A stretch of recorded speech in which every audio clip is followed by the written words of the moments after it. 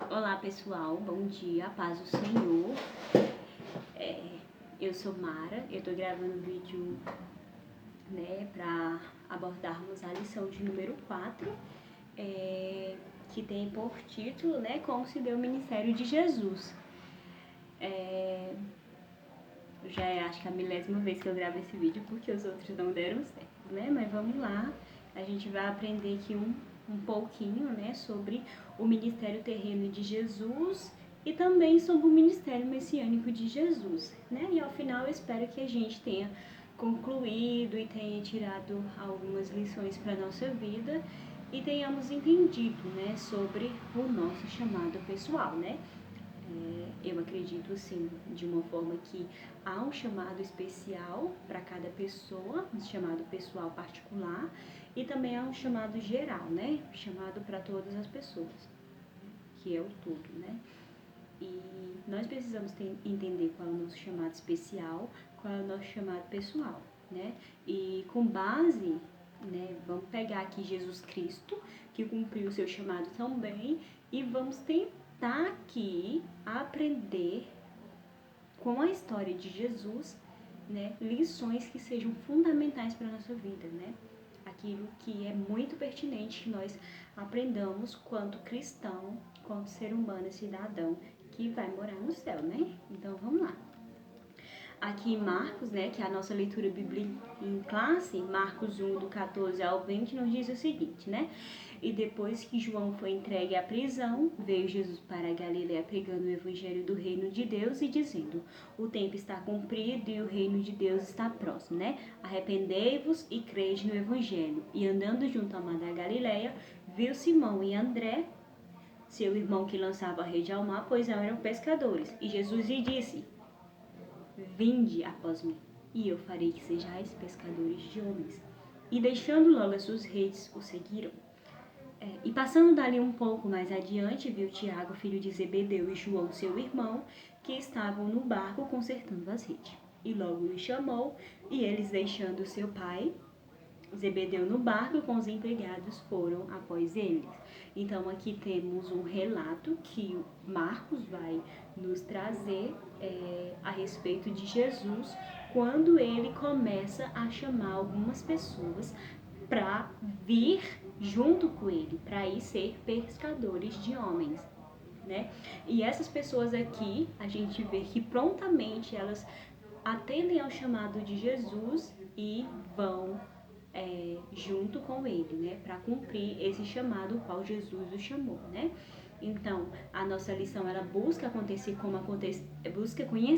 aconteceu o ministério de Jesus, dando ênfase tanto para o ministério messiânico de Jesus, quanto para o ministério terreno, de Jesus, Que Jesus se preocupou com diversos detalhes da vida humana, Então, o ministério de Jesus, nós estudaremos um Cristo, sacerdote, rei e profeta,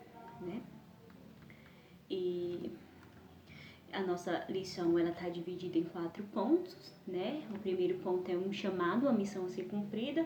O segundo é o ministério terreno de Jesus.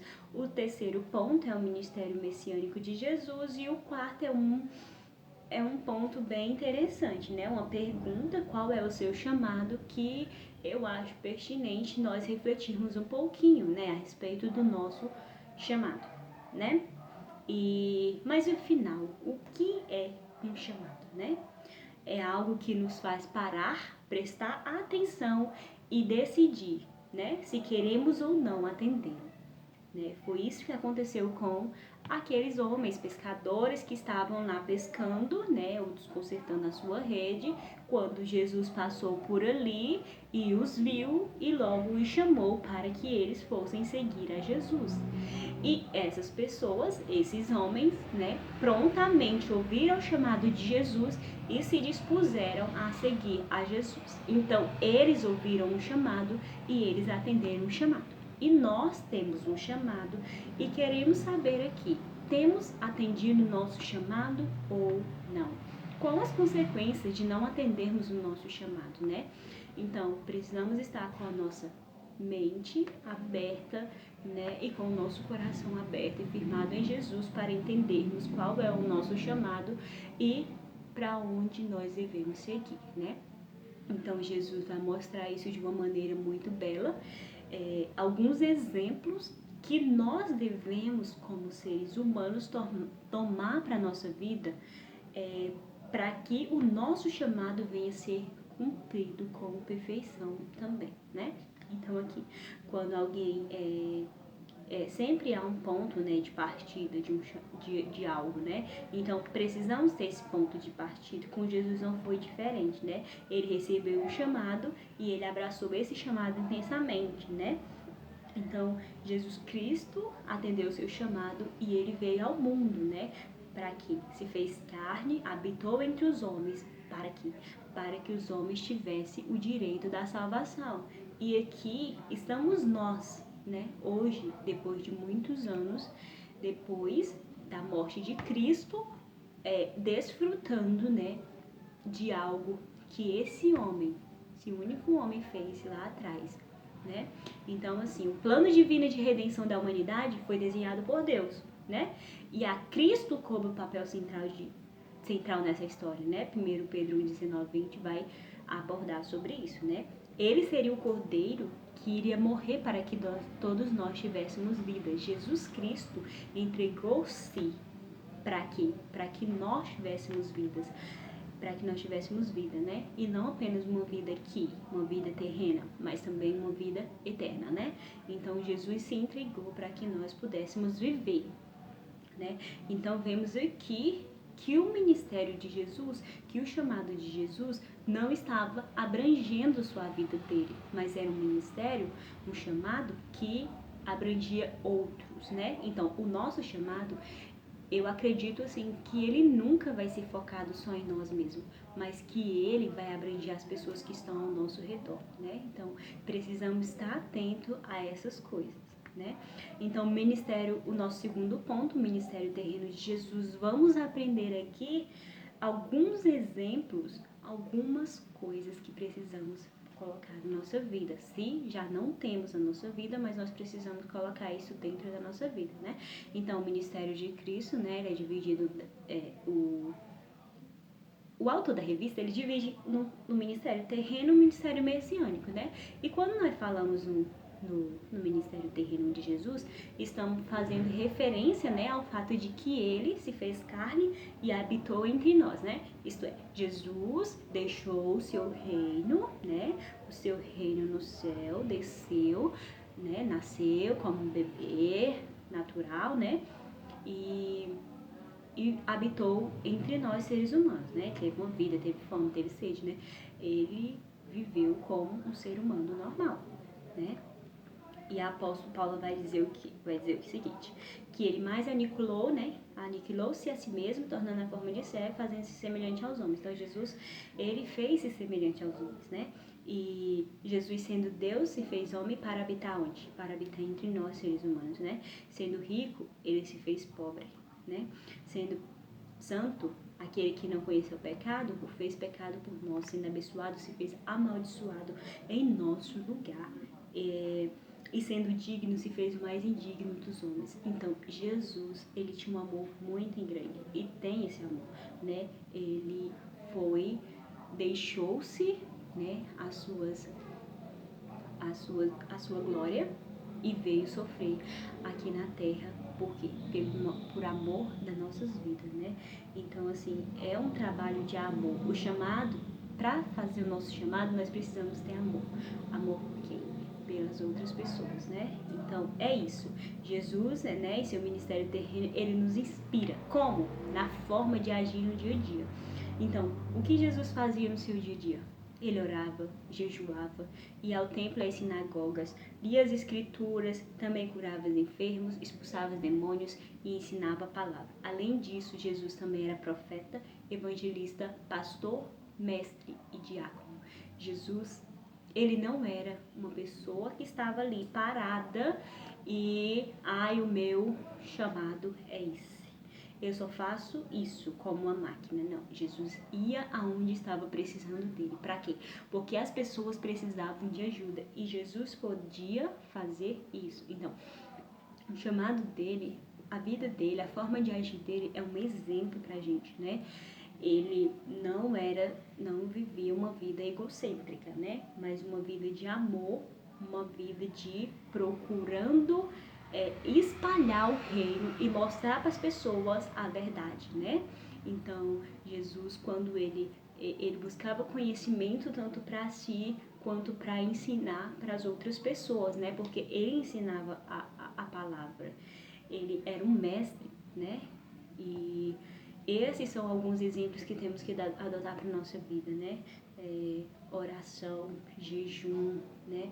Ir à sinagoga, ir à igreja, né? Estar junto com os nossos irmãos, ler a palavra, ajudar alguém aqui, outro ali, né? Isso é desenvolver um papel de cristão. O ministério messiânico de Jesus, nosso terceiro ponto, né? Jesus, né? Ministério messiânico de Jesus, né? O que significa? Que ele foi o Messias. Tão esperado diversas vezes citado nas escrituras sagradas, né? Diversas vezes nós vamos ver no Antigo Testamento algum livro abordando, falando que há de vir alguém, e tudo que está acontecendo no Antigo Testamento aponta alguma coisa para esse mestre que havia de vir até que chega o dia e ele vem. E esse ministério messiânico de Jesus, ele vai abranger 3 ofícios, que são o quê? Sacerdote, rei e profeta, né? Então, o ofício sacerdotal de Jesus, ele não tem origem em uma família ou tribo específica, já que ele era da tribo de Judá e não de Levi, de onde deveriam vir os sacerdotes. Também não era temporário, muito pelo contrário. Cristo é o sacerdote perpétuo, né? Então, aqui temos um Cristo como um sacerdote perpétuo. Então, o sacerdócio de Jesus, ele é um sacerdócio eterno, né? Que não se findou só a lei, né? E ele mesmo se deu em sacrifício por nós, né?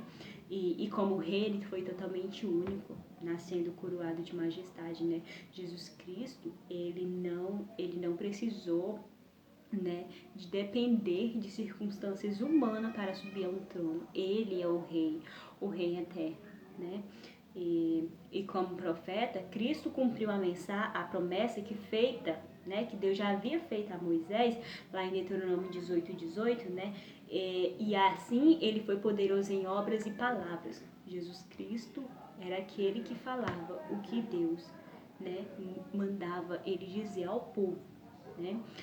E o nosso último ponto aqui, que é o 4º ponto, qual é o seu chamado? Jesus Cristo cumpriu o seu chamado e hoje ele está à direita do Pai, que lindo. E essa verdade nos inspira, já que, atendendo ao chamado, Cristo nos salvou. Mas quanto a nós, né? Quanto pensando aqui na gente, quanto em mim, quanto a você, né? Qual foi a nossa postura durante toda a nossa trajetória como cristão ou como ser humano, né? Frente a esse exemplo de Jesus, né? De despir-se de sua glória, de deixar seu reino de luz, de deixar os céus para descer à terra, para salvar a humanidade, para entregar-se, para fazer esse sacrifício, né? Para que nós hoje tivéssemos desfrutando de uma vida de privilégios, para que hoje estivéssemos desfrutando, né, desse direito de salvação, né? Qual é a nossa postura diante desse exemplo de Jesus Cristo, né? Que veio aqui, ele cumpriu com perfeição tudo aquilo que ele foi dado para cumprir, né? Cumpriu a lei e ele continua nos ensinando, né? Então, assim, a gente tem que aprender com esse ministério de Jesus, com esse chamado que Jesus desenvolveu na terra, aprendermos a sermos, né? A obedecermos a voz de Cristo, a obedecermos a voz de Deus quando o chamado for lançado a nós, e buscarmos o quê? Né? Descobrir a vontade do Pai, né, para a nossa vida. Qual é a vontade de Deus para a minha vida, para a sua vida, né?